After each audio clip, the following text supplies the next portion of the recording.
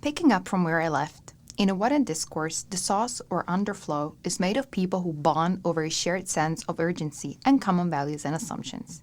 Together, they make up a so-called discourse community that keeps boarding new perspectives, knowledge, and enthusiasm onto our planet ship.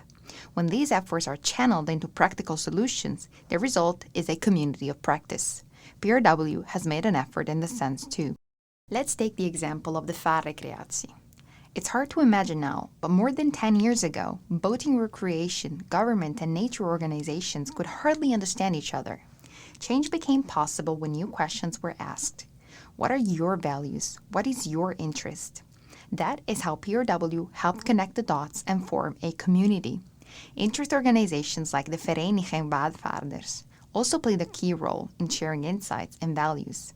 They became an important intermediary for about 1,600 members who, to date, deeply understand the whys and have accepted change. Now, when there is a problem, people are easily activated and the community wants to keep informed to continue behaving well. Open dialogues, collaboration, and careful study of the maps led to the vaarrecreatie agreement.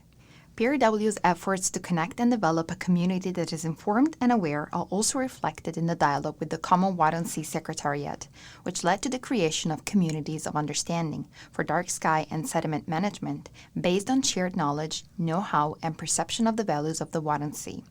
Almost like a scientific consciousness of the Wadden, the team of PRW continuously injected new ideas, offered innovative perspectives, and tried to keep up the content of the discourse around the need for a new relationship between us and the Wadden Sea. Now the question is, has all this work produced tangible results? The answer is yes, and I will explain it to you with an example. Between 2017 and 2018, PRW started an initiative that was meant for people to think differently about decomposition of dead animals as part of a sound ecosystem. As a result of that, the rangers of the Wadden unit took their own responsibility to move the carcass of a stranded whale to the shallow part of the island of Rotumerplaat. Instead of taking it away, which would be the standard practice, they let it lay there. Media and public reacted enthusiastically. This showed that a mind shift is actually possible, and it strengthened the dialogue about the meaning of a rich Wadden ecosystem and how, as humans, we have to deal with that discussion.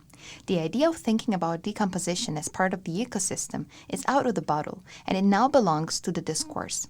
It all started with a question asked by PRW back in 2018, and it ended up with a tangible change of practice.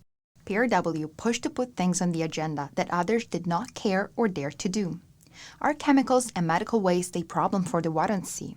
We will find out by the end of 2022, thanks to a research initiated by PRW. Do we know how to manage oil spills off the coast? More or less.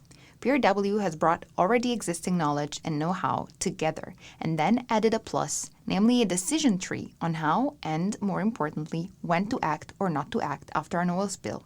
Such a plan has been successfully handed over to the responsible party, namely Rijkswaterstaat, which hopefully will bring new attention to the topic. Another example of that is the initiative that PRW has taken to explore the conditions for the return of the flat oyster to the Wadden Sea. The fact itself of asking the question, can we bring new stock back, shed light on the subject and set the stage for further research. Now the topic is on the agenda and the project has been handed over to a new parent. As it shows, a recurring thread in the history of PRW has been to rephrase old questions and ask new ones. How can you help the Wadden Sea in combination with your interest? How can we mutually gain from transitioning to a more sustainable way of coexisting with the Wadden Sea? What kind of help, push, or even reassurance do you need to take the leap? And sometimes, why are we doing this the way we are?